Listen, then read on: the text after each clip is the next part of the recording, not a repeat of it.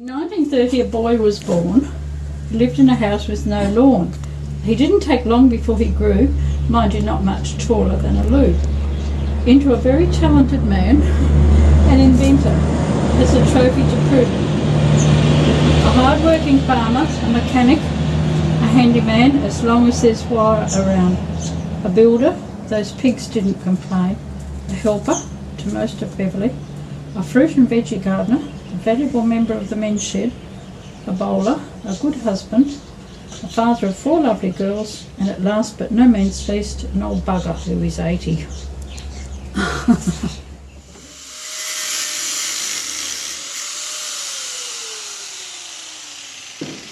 That one was too small.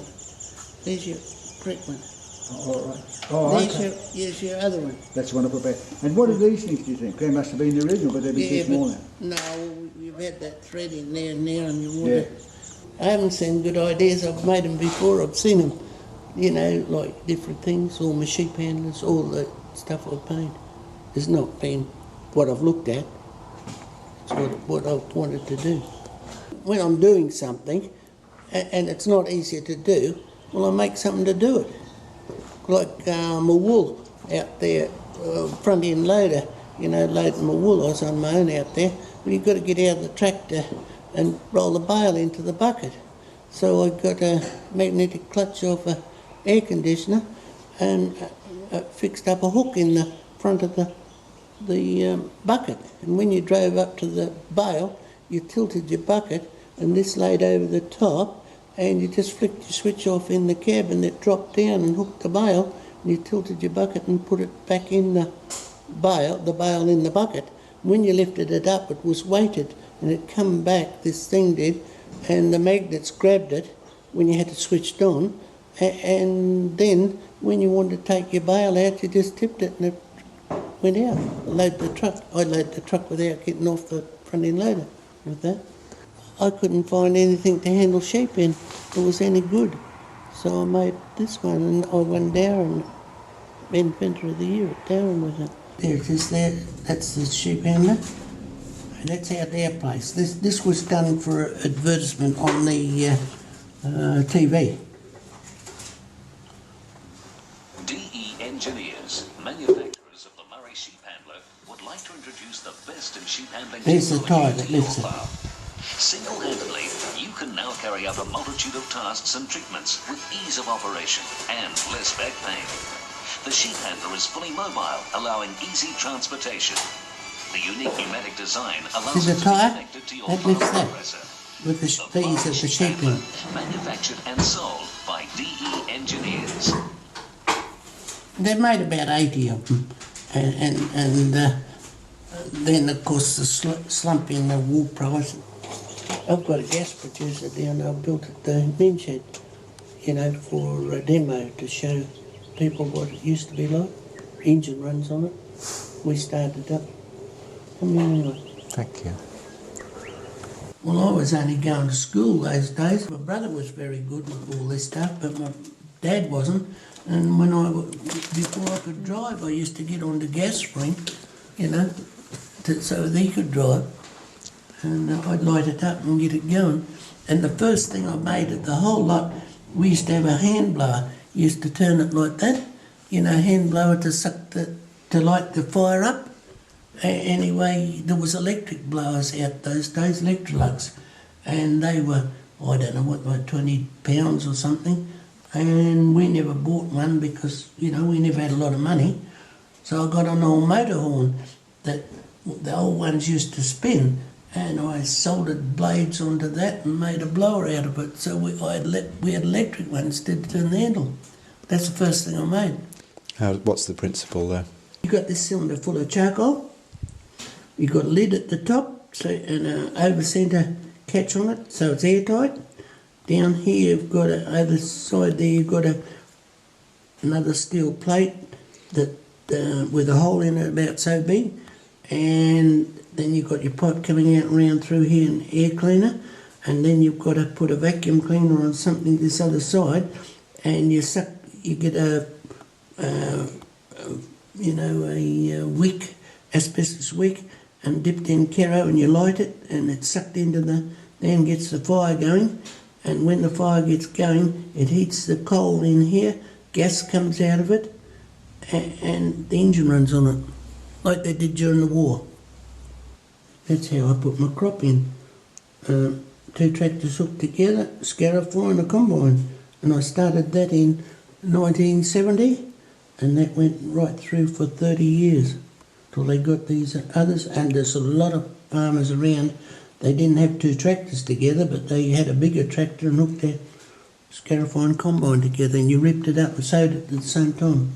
That back one in the finish was all electric, and I could hop in that one, start that one up, put it into gear, put the clutch in, all off a switchboard about so big. Just done with different things. There's some pictures there. Yeah, now there's another thing too.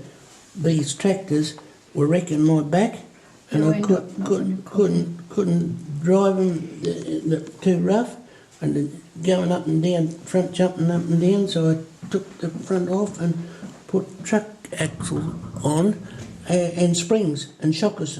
See the shockers there? Look, you could fly across the paddock and the tractor would just go along like that. Before it was going up and down like that, and spend a day on there, and my back was that crooked, and after seating I've spent a week in bed with a crooked back. Never had it after that. There's the steel post driver. That's self-propelled. And who the hell that was? It's self-propelled, and you pull the handle there, and this lifts up and sits. Was that the farm when the caravanners came once? Lifts up and sits on the post, and you just turn the tap, and she wang, wang, wang, wang like that, and drives the post in. It's Judy. Yeah, these one of the blokes there. Yeah, you drive out posts out there in the summertime. Oh, this is stuff that I've made out there. That was a spraying outfit with a mister on it. I used to sit up there and drive it. Made it to run over very wet country. Water laying on the ground, you just drive over it because it's so light, all made out of steel tubing. It's got a drum across the front holding the chemical. And I went out contracting with that doing. That was a pig feeder. You just stood on there and just drove around and fed the pigs with a trough out the back. You'll see some of it directly. You just put that underneath the chute and just fill that up with wheat. And when you're mashed up, mash, all you did was just put your foot on the pedal and a centrifugal clutch. As soon as you stopped, you took your foot off the pedal, put the brake on, and you just stepped off of it, and then you could drive to the next one. That's all Fred. That's how I started off with that. That used to drive augers, chainsaws, circular saws, and all the odd jobs around the farm with that old bus. Years back, I had a lot of dust problem, and I couldn't breathe with the, with the dust, like oats and all those things. So I built myself a cab, and that was the first air-conditioned cab in Western Australia, and that was on the TV and in the country mode. Back in 1955, I was starting off the farm, been out there, and I had no clover seed getting going. I built this clover harvester, and that's all built. The whole lot's built out of sheet metal, elevators and everything, and a drum. And I went out contracting. I stripped the clover and I went way out the dale and all over the place. And I give them half, and I took half, and I sort of got the clover going on my farm and got a bit extra money to buy machinery. And whereabouts was your farm at that time? Out here at Mawson. 16 mile out of Beverley. Yeah, that's the thing I made for carting hay.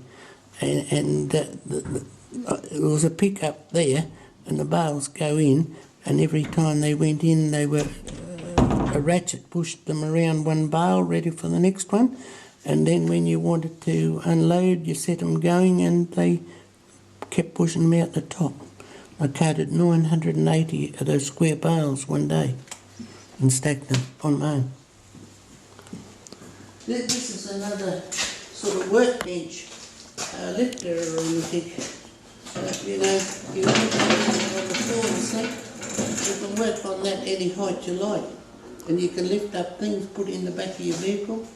Say that, well, there's a generator there. You know, 2,000 watt generator. If I wanted to put that in the back of you, I'd just put it on there, on the ground, and just wind it up and then wheel it out and put it in the back of a vehicle. That's the brake off. You just think.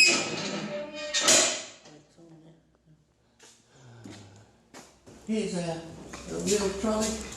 You know, just a little wheel trolley, and you can put things if you want to lift up. You lift it up. We cut big blocks of wood, and we can roll them onto that and lift them up for the wood splitter.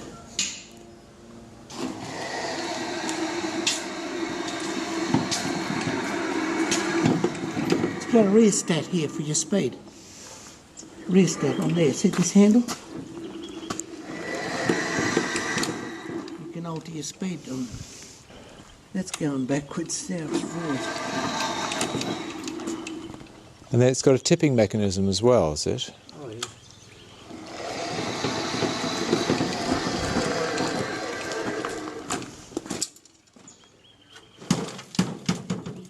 I started off when I was about 16, when I left school, and I got an old car engine for £2, took all the pistons out, bar the back one, and run it on charcoal gas and charged batteries for around the district for 2 shillings each, and then took it down to the house and used it as a lighting plant, 12 volt, and then we changed to 32 volt, put on it to drive the washing machine. And that's where it started, and that ran for 16 years, and it cost £2. When I left school, she said to my mother, she said, "He'll never do any good for himself." And because I wasn't much good at school, but I was more interested in what was going on around the place than going to school. Pleased to leave too. And it seems like you've made yourself very useful around the district, really Yes. helping a lot of farmers get started with problems, Yeah, solving things for them. yeah, I used to help where I could, different times. But what's interesting for me is you did all of this work without any training. You just had an instinct for it. Is that how you describe it? Oh yeah, sort of knew what I was doing. That's all. Well, I hoped I did. No, that's lovely. Thank you.